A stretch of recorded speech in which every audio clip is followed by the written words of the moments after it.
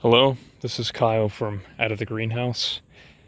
I recently did a permaculture video to show that I was starting the garden back up. And it's back, and I'm hoping that it's going to be bigger than ever. I want a very big yield with this.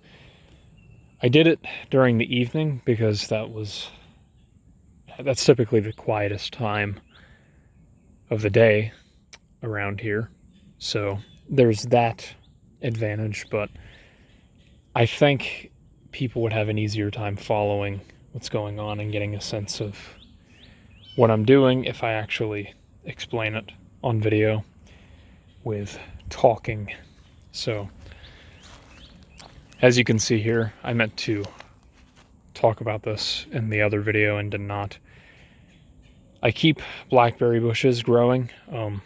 They flower in the spring, and then all other times they are just like a grayish green and don't have flowers, and they just sit around and prick you if you're not careful.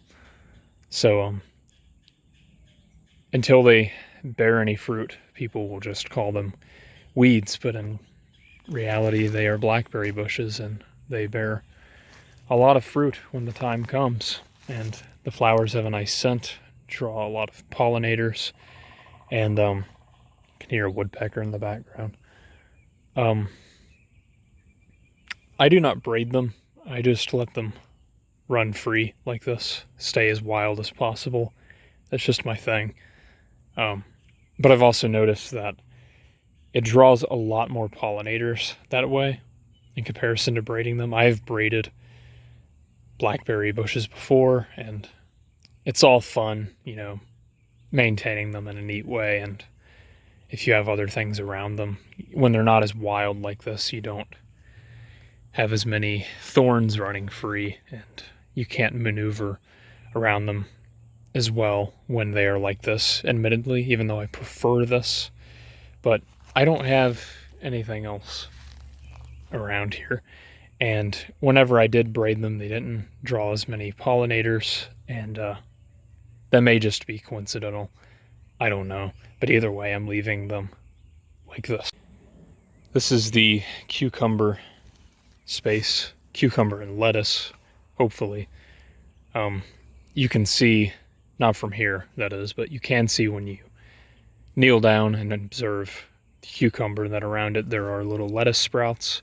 And in fact, I used 2 whole bags of lettuce to plant around here to surround the cucumber plants. And yes, I've broken all the rules with spacing. I'm working by trial and error, so if it turns out that I do need to follow the advice of spacing fruits more closely, I will. But if this works out fine, then I'm not going to worry about it. And so far, the plants are looking good. They look very similar to squash, almost identical, in my opinion. And yeah, this is actually a section I water very frequently because there is a lot going on. There's a lot of lettuce that has yet to come up, and the cucumber just need quite a bit of water in general for how many there are. You have to account for all of the root space that is underneath here. I have a tomato plant here that is doing well, has lots of flowers, bearing about 8 tomatoes right now that seem to be doing very well. I go around and remove all this dead growth so it doesn't strain on the plant and makes new room for lively growth. It's just a thing I do.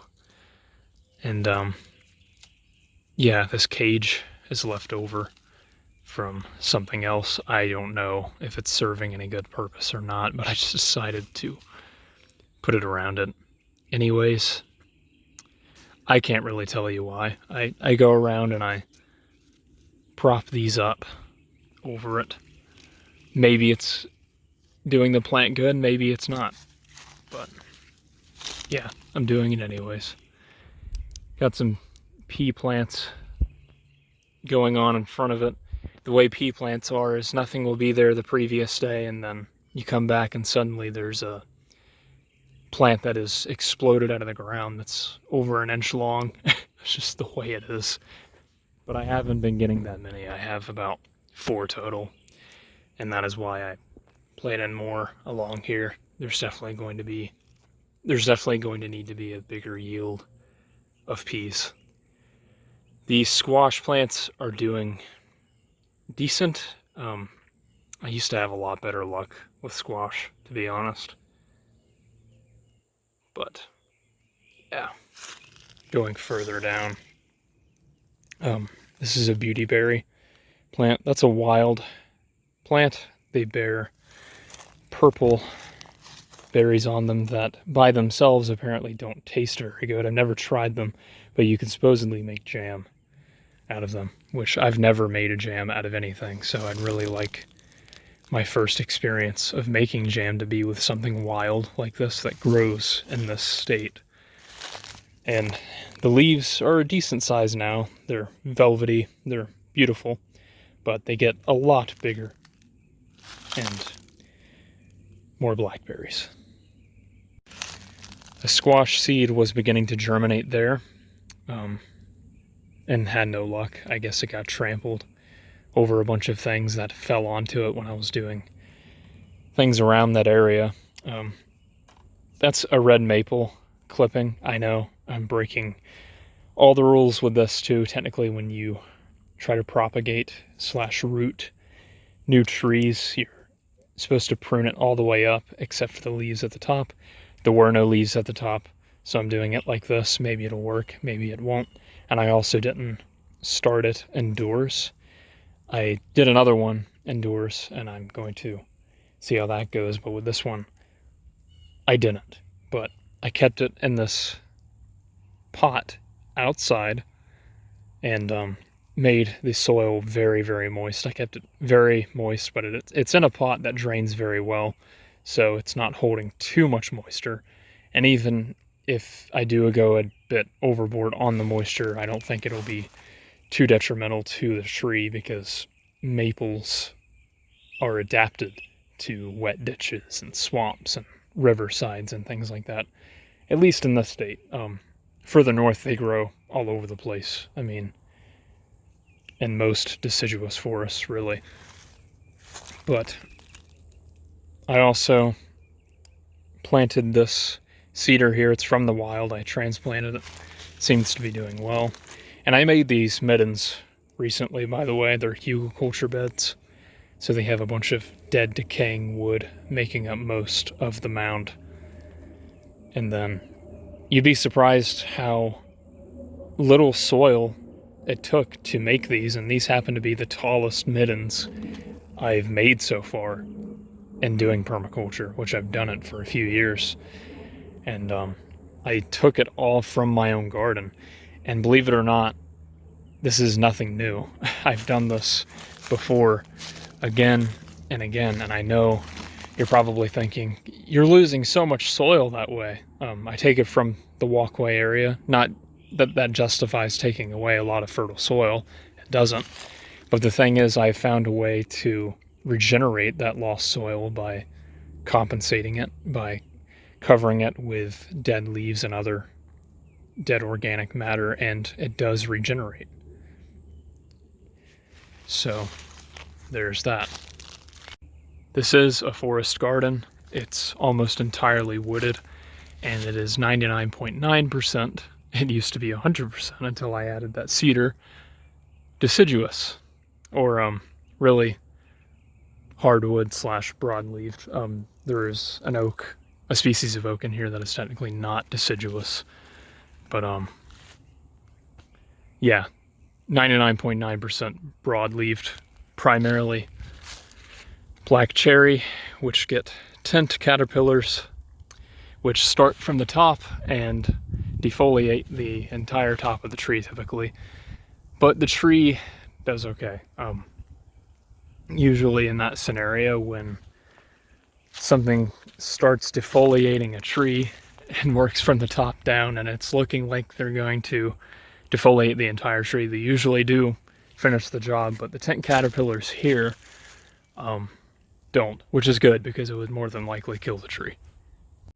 in having a forest garden, there's more to it than just having a general respect for the forest and wanting to replicate that and regenerate that, you know, turn an area that was originally forested into a forest again.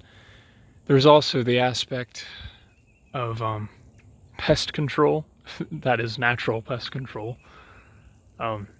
Birds love coming in and out of here because of the hardwoods.